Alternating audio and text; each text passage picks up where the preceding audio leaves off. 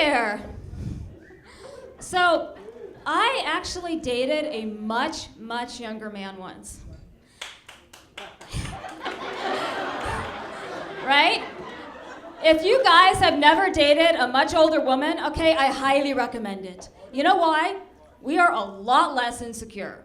Seriously. Like, if you're dating some young gal and you say to her, oh no, I forgot your birthday, she's gonna fall apart. But if you're dating some older woman and you say to her, oh no, honey, I forgot your birthday, she's gonna say, oh, was that today? Things happen. But you know what? Okay, there's a flip side to that. Since we're a lot less insecure, we don't put up with as much crap either, right? Like if you're dating some young gal and you call her up and say, sweetie, I'm gonna be a couple hours late because I'm out drinking with my friends, okay? She's gonna be like, oh, that's okay, honey, you're worth waiting for. Yeah. If you say that to some older woman, she's gonna be like, all right, look, if you're not here by 8 o'clock, I'm starting without you. I got meetings in the morning, honey, I can't wait. Yeah, so you know, this economy is really bad right now. I'm sure you've noticed, right? A lot of people are actually having to get second jobs just to make ends meet. Okay, I want to know when it's going to finally get so bad out there that our politicians have to get second jobs. Wouldn't that be awesome? I mean, let's see them work at Denny's when Congress isn't in session, okay? Good luck getting any tips. But I mean, think about it. What else could a politician do? You know, Obama is such an amazing public speaker, he would probably be a really good phone sex operator. Like with a teleprompter, right? Couldn't you see it? Hey, baby, I'm tall, I've got a dark Hawaiian tan, and a great big set of ears. Are you into that, baby? Ma'am, I've actually got to go. I was just told there was a problem in Libya. No, I said Libya. Yeah, you know what? I could see Sarah Palin like being a producer for that MTV show Teen Mom. She's got the experience. And I can absolutely see Mitt Romney teaching kindergarten, right? Some little kid comes up to him, teacher, Joey beat me up and took my milk money. Oh, well now did you work for that milk money or did mommy just give it to you? Oh, she just gave it to you, so you really didn't deserve to have it, now did you? Yeah, at least Joey worked for it. Now go beat up Susie and take her milk money, okay? And don't cry, because boys don't cry. No, we do not.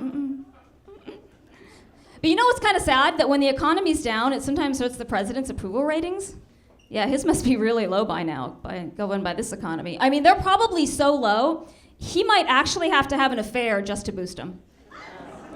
Which I actually don't think he would, and it's kind of nice. You know what? I think he might actually go down in history as our first US president not to cheat on his wife. Okay, 2 reasons. First, I think he really does love Michelle. I do. I think that's real. I've seen it. Second, she would just mess him up. That woman would not take that. She's tough. You've seen those arms. I mean, you just know he probably tries to get all presidential with her when they're alone, and she probably just shoots him right down. You know, couldn't you just see it? He wakes her up in the middle of the night, hey, baby, how would you like to bang the leader of the free world? She's like, why? Is he here? How about you go play checkers with the Secret Service again and let me go back to sleep? Okay, Mr. President. You know what? I actually supported Hillary when she first ran for president. You remember that? Yeah, a long time ago. But, you know, she might be running again in 2016. We don't know. Yeah, I really want her to win. You know why? I wanted her to become president and then have an affair with an intern in the Oval Office. Yeah. I mean, you know, just think about the conversation that she could have with Bill afterwards. Oh, baby, you were right. Wow, this is a fun job. Oh, and by the way, sweetie, Monica says hello. She sends her best. She already gave me her best. Yeah, you know, actually, I don't know why people get so mad sometimes when they hear about politicians having affairs with their staff. I mean, because when you think about it, Who else is a politician gonna have an affair with? Have you guys actually seen what some of these folks look like? Oh, woof. I mean, do you actually think that any woman out there is gonna go out with Newt Gingrich if she wasn't getting paid for it? Ew. And do you really think some guy's gonna actually date Hillary Clinton if he's not on her payroll?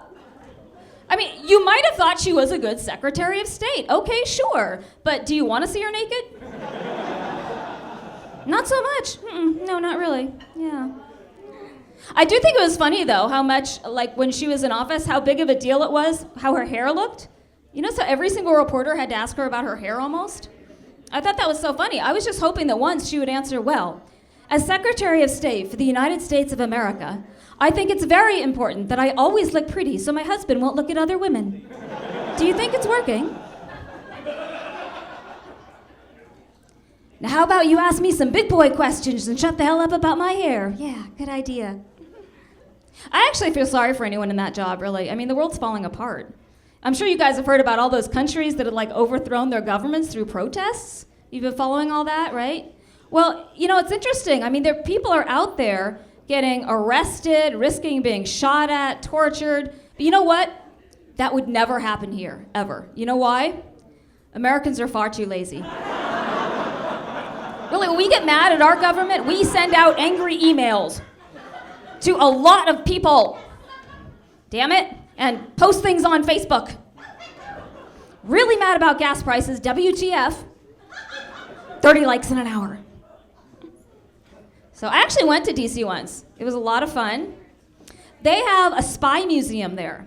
The whole museum filled with, like, gadgets and gizmos that are really used by spies in the field. My favorite thing there by far is this little rectally insertable toolkit for picking locks. I am not making this up. It's a little toolkit that fits inside the rectal cavity. Okay? I just hope it has a safety latch. I mean, what if it opens by mistake, you know? What if something gets lost up there? It's a lot more embarrassing than just losing your car keys. And, you know, when you're a spy, you're not allowed to tell anybody what you do for a living. Okay, so what do you tell the emergency room doctor? All right, look, doctor, you're probably going to find a tiny little hammer up there. Okay, let's just pull it out quickly, and I don't want to talk about it. Yeah, I was going to get one in the gift shop. They were out of my size.